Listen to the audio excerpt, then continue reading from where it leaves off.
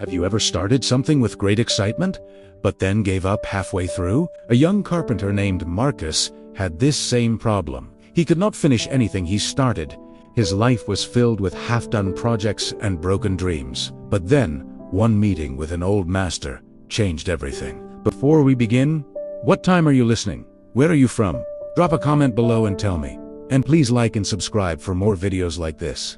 Now let us dive into this powerful story that might change your life forever. Once upon a time, in a quiet village, surrounded by green hills and winding roads, there lived a young carpenter named Marcus, who was 28 years old, talented with his hands, and full of creative ideas. But Marcus had one big problem that troubled him every single day. He could not finish anything. His workshop was filled with half-built furniture. There was a chair with only 3 legs. There was a table with no top. There was a cabinet with no doors. Every corner held the ghost of a dream he had given up on. When neighbors asked Marcus, "When will that bookshelf be ready?" he would smile nervously and say, "Soon. I just need to work on something else first." But soon never came. The promises piled up like the unfinished furniture, and his reputation began to suffer in the village. His father was a respected carpenter who had taught Marcus everything he knew. He would visit the workshop and sigh deeply. "My son," he would say, shaking his head, "a carpenter is not measured by how many projects he starts, but by how many he finishes." Marcus would nod and promise to do better. Then he would start another project. He told himself, "This time will be different. This chair will be the one I complete." His heart would fill with hope and determination. But the pattern always repeated itself. But within days a new idea would appear, a better design, a more exciting challenge, and the half-finished chair would join the others, gathering dust in the corner. The cycle continued month after month, and Marcus felt trapped in his own pattern. Marcus felt ashamed, but he could not stop the pattern. It was like an addiction he could not control. The shame grew heavier with each abandoned project. Every night, he lay in bed, surrounded by the weight of incomplete things. The guilt pressed on his chest like a heavy stone. He whispered to the darkness, "Why can I not finish what I start? What is wrong with me?" The questions echoed in his mind, but no answers came. He felt broken and alone. The darkness seemed to mock his failures. One spring morning, Marcus received the opportunity of his life. The mayor's daughter was getting married, and she wanted a special wedding gift for her husband, a hand-carved wooden chest, beautiful and unique. This was the kind of project that could change everything. She came to Marcus's workshop. She saw his talent in the half-finished pieces. She said, "I know you can create something magnificent. I will pay you well. I need it in 3 months." Her eyes sparkled with hope and trust, and Marcus felt a surge of energy. Marcus' heart jumped with joy. This was his chance. This would be the project that proved he could finish. He accepted immediately. His mind already raced with beautiful designs. This time would be different. He promised himself. For the first 2 weeks he worked with passion. The chest began to take shape. The wood was perfect. The carvings were beautiful. Everyone who saw it said, "Marcus, this will be your masterpiece." Pride swelled in his chest, and he believed he would actually complete something. But then he saw a beautiful design for a wooden jewelry box in a book. Just a small project, he told himself. "I will finish it quickly." Then return to the chest. The familiar voice of temptation whispered in his ear, "Just this one small thing," it said. "You have plenty of time." The small project became a medium project. Then another idea came, then another. His focus scattered in a dozen different directions. The wedding chest sat abandoned in the corner. Days turned into weeks, and 3 months passed like water through his fingers. The wedding day arrived. The chest sat in the corner of his workshop, still unfinished. No lid, no lock. Half of the carvings incomplete. It stood there like a monument to his failure. Marcus stood at his workshop door, listening to the wedding bells ring in the distance. The mayor's daughter had hired another carpenter. Marcus had lost the job, lost the money, lost his reputation. But worse than all of that, he had lost respect for himself. The pain of this failure cut deeper than any before. It was not just about money or reputation. He sat on the floor of his workshop, surrounded by dozens of unfinished pieces, and for the first time in his life he cried, not because he had failed once, but because he had failed the same way over and over for years. The tears came from a deep place inside where all his broken promises lived. He looked at his hands, skilled hands that created beautiful beginnings, but never beautiful endings. He whispered, "I am tired of being the man who almost did something great." The words hung in the air, heavy with truth and heavy with pain. That evening, broken and desperate, Marcus walked to the edge of the village, where an old master carpenter named Samuel lived. Samuel was known for two things: his perfect craftsmanship and his silence. He rarely spoke, but when he did, his words carried the weight of decades. Marcus knocked on the workshop door.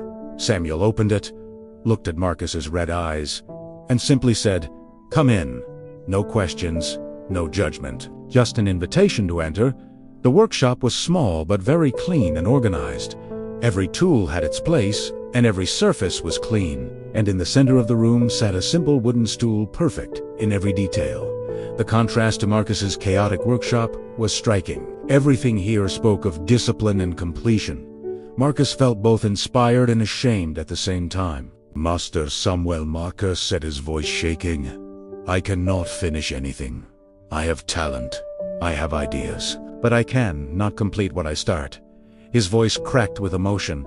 "How do you do it? How do you finish everything perfectly?" The question poured out from his soul. Samuel did not answer immediately. Instead, he picked up a small block of wood and a carving knife. He sat down and began to carve slowly and carefully. After several minutes of silence, he spoke. The silence itself was a lesson in patience before wisdom. "Marcus, do you see this wood?" Marcus nodded, his eyes fixed on the old master's hands. "Inside this wood is a spoon, but right now the spoon is trapped invisible." Samuel's voice was calm and steady. "My job is to remove everything that is not the spoon." Each word carried deep meaning. He carved away a thin layer. "If I stop now, it is just damaged wood. Worthless." The wood shaving fell to the floor. Such a simple action, but filled with meaning. He carved another layer. "If I stop now, it is still nothing, just more damaged wood."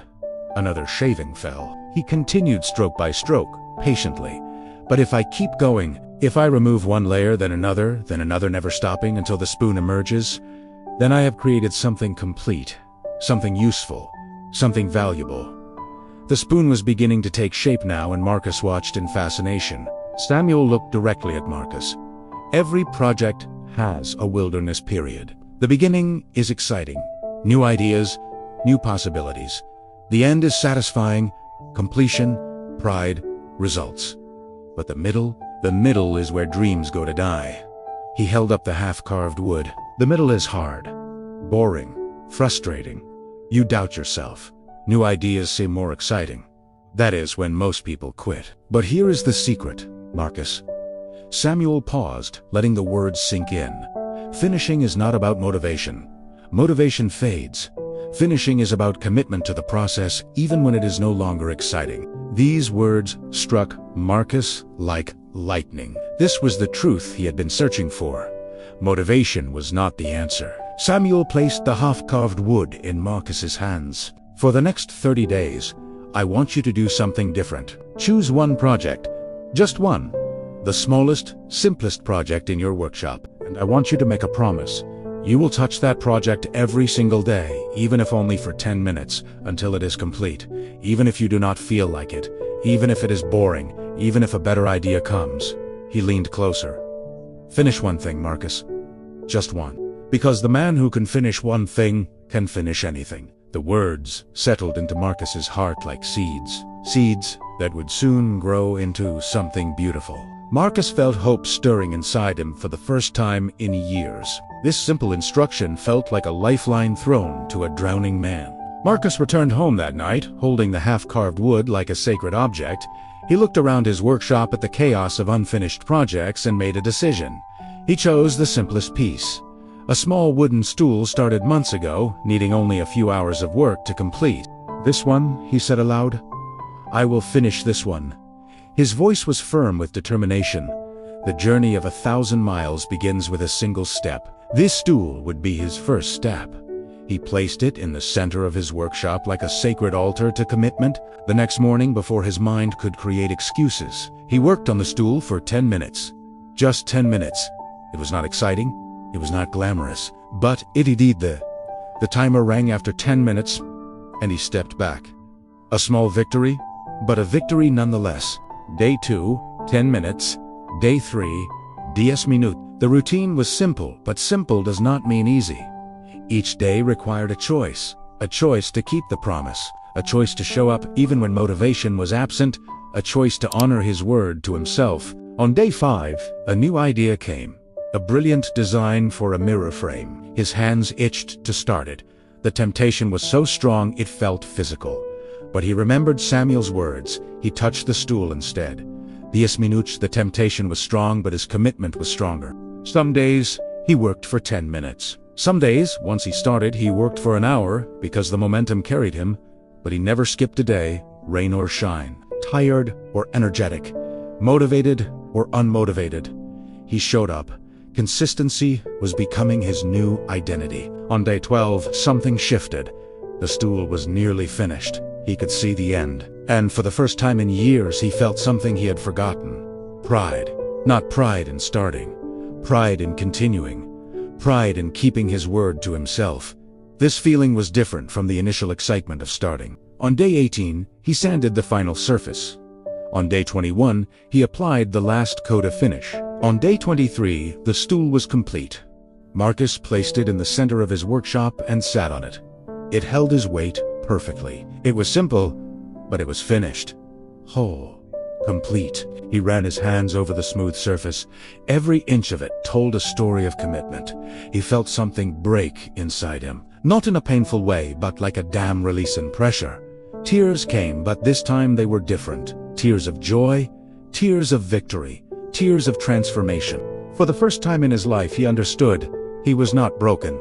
He just needed to learn how to finish. The weight he had carried for years lifted from his shoulders. He was free, free from the shame of incompletion, free to become the person he was meant to be. He chose a second project, then a third, each time the same rule. Touch it every day until complete. No jumping to new ideas. No giving up halfway. The process was working. With each completed project, his confidence grew.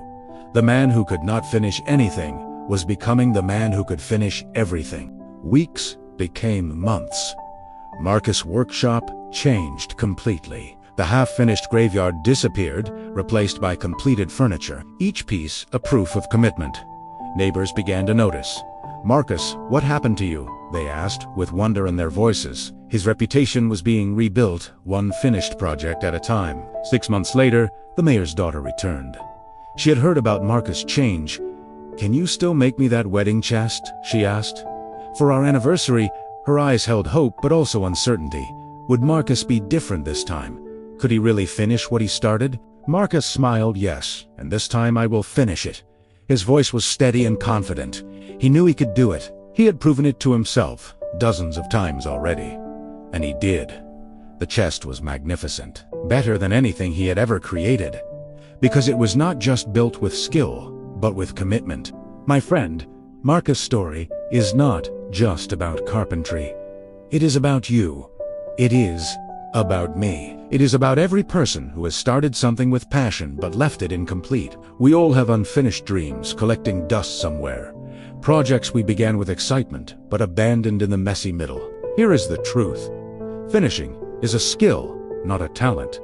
And like any skill, it can be learned. You do not need to be born with it. You just need to practice it one project at a time. Every completed project strengthens your finishing muscle, making the next one easier. Remember 3 things. First, the middle is always hard. That is not a sign you should quit. That is a sign you are exactly where every successful person has been. Every masterpiece goes through the messy middle. You are not alone in this struggle. Embrace the difficulty as part of the process. Second, finished beats perfect. A completed simple project is worth more than 10 brilliant ideas that never happened. Done is better than perfect. Action beats intention every time. The world rewards those who complete things, not those who dream about them. Your finished work will always be more valuable than your perfect plans. Third, touch it daily, even 10 minutes, because consistency defeats motivation every single time. Motivation comes and goes like the tide, but consistency is the rock that stands firm. Small daily actions create massive results over time. The compound effect of daily work is more powerful than any burst of motivation. So here is my challenge to you. Look around your life at the half-read books, the abandoned goals, the projects you started with excitement but left behind. Choose one. Just one. The smallest one. And make a promise. For the next 30 days, you will touch that project every single day, even if only for 10 minutes until it is complete. Set a timer if you need to. Mark it on your calendar. Tell someone about your commitment. Make it real. Make it public. Make it unavoidable. Because accountability turns intention into action, and action turns dreams into reality. Because the moment you finish one thing, you prove to yourself that you can finish, and that changes everything. That proof becomes the foundation for all future success. You are not a person who cannot finish.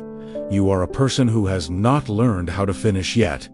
But today, that changes. Today is the day you become a finisher. Today is the day you take back your power. Today is the day you prove to yourself what you are truly capable of. The next 30 days will transform you if you commit to this simple practice.